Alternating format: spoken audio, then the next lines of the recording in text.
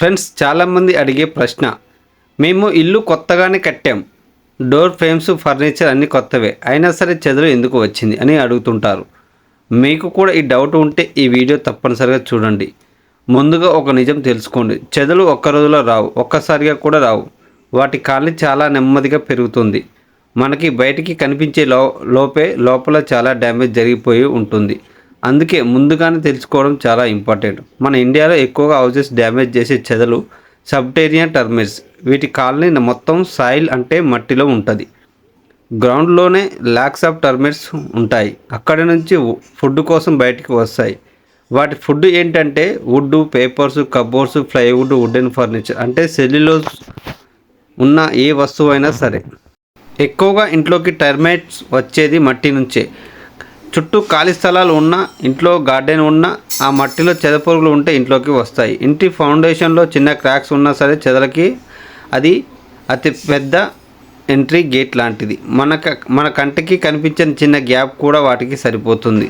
Floor cracks ద్వారా కూడా ఇంట్లోకి వస్తాయి. టైల్స్ మధ్య క్రాక్స్, ఫ్లోర్ జాయింట్స్ ఇలాంటి చోట్ల నుంచి కూడా చెదలు పైకి వస్తాయి. ఇంటికి అవుట్ సైడ్ ఉండే పైప్స్, గ్యాప్స్ ద్వారా కూడా ఇంట్లోకి వస్తాయి. అంటే వాటర్ పైప్స్, డ్రైన్ పైప్స్ ఉండే దగ్గర పైప్స్కి గోడకి మధ్యలో గ్యాప్ ఉంటుంది. ఈ గ్యాప్స్లో చెదలు గ్రౌండ్ నుంచి పైకి ఫ్లోర్కి స్ప్రెడ్ అవుతూ ఉంటాయి. మట్టితో ట్యూబ్స్ తయారు చేసుకుని బయట నుంచి ఇంట్లోకి వస్తాయి. అసలు ఎప్పుడు చెదలు అనేవి ఓపెన్గా బయట తిరగవు, ఎందుకంటే వాటికి సన్లైట్ ఇష్టం ఉండదు. అందుకే మట్టితో ట్యూబ్స్ తయారు చేసుకుని ఆ మట్టి లోపలే సేఫ్గా తిరుగుతుంటాయి.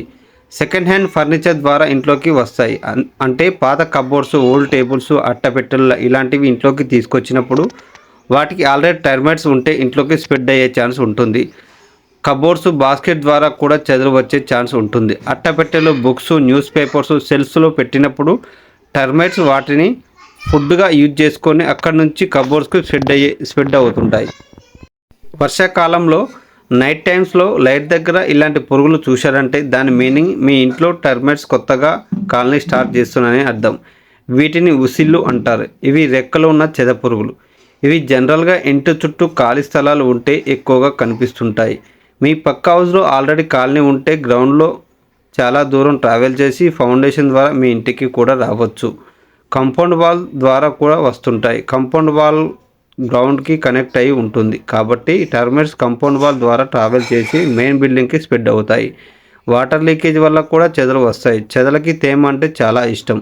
So bathroom leakages, slab leakages, గోడల్లో తేమ ఉంటే వీటి వల్ల టర్మైట్స్ తొందరగా వచ్చే ఛాన్స్ ఉంటుంది. కొత్తగా ఇల్లు కడుతున్నప్పుడు pre construction anti termite treatment చేయకపోతే ఫ్యూచర్లో చెదలు గ్రౌండ్ నుంచి ఇంట్లోకి వచ్చే ఛాన్స్ ఎక్కువగా ఉంటాయి. సో మీకు ఇప్పుడు అర్థమైందని అనుకుంటున్నాను. ఈ వీడియో మీకు నచ్చితే లైక్ చేయండి. ఇలాంటి అవేర్నెస్ వీడియోస్ కోసం ఛానల్ని సబ్స్క్రైబ్ చేయండి. మీ ఇంటికి పెస్ట్ కంట్రోల్ చేయించాలని అనుకుంటే స్క్రీన్ మీద కనిపిస్తున్న నెంబర్కి కాంటాక్ట్ చేయండి. Thank you.